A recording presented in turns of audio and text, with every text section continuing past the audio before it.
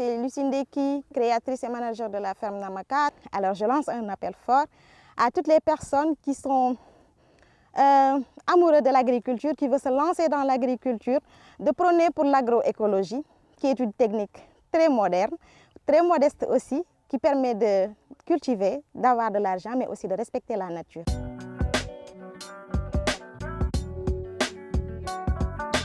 Je m'appelle Samy Cécile Lucie Ndeki.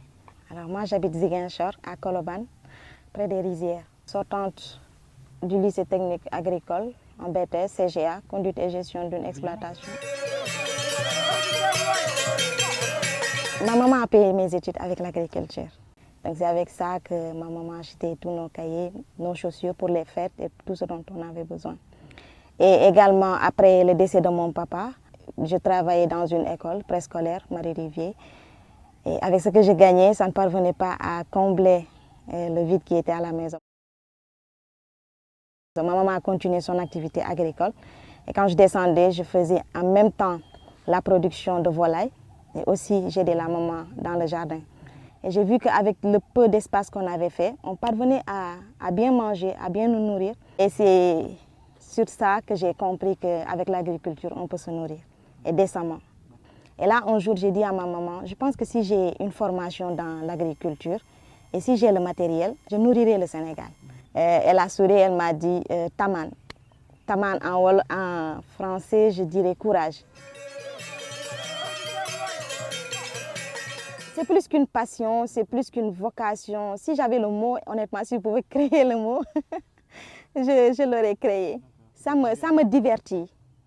Quand je viens ici, bien vrai qu'il n'y a pas grand-chose pour l'instant, mais je me sens à l'aise, je me sens chez moi, je suis libre, ça va, je respire bien. Et c'est un bonheur que je ne peux pas expliquer, que je ne peux pas mesurer, que je ne peux pas peser.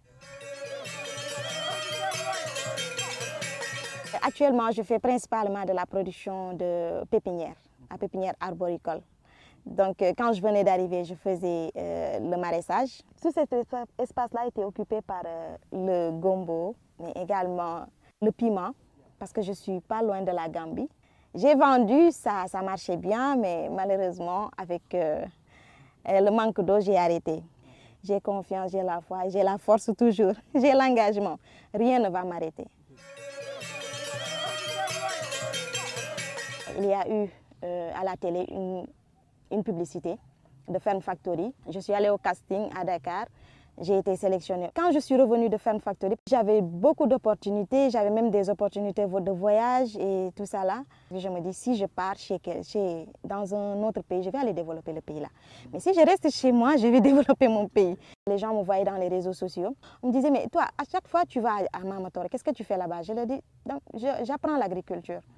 Parce que je voudrais me lancer dans ça. Ils m'ont dit, arroser. J'ai dit oui. Ils m'ont dit, ok, avec les arrosoirs. J'ai dit, bien sûr.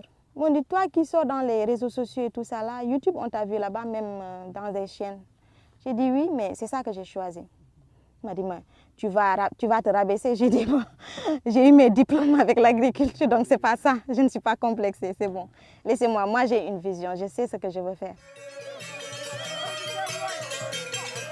Parfois, je vois la situation des femmes, parfois je pleure, ça me fait très mal, trop mal même. Et parfois, j'essaie de lancer un message en disant, les parents, les papas, vous qui donnez les terres à nos frères, c'est bien de donner une terre à mon frère. Mais aussi, il faut penser que moi aussi, je suis une femme et la vie devient de plus en plus difficile. Je vais me marier, je vais avoir des enfants et ces enfants-là vont avoir des besoins.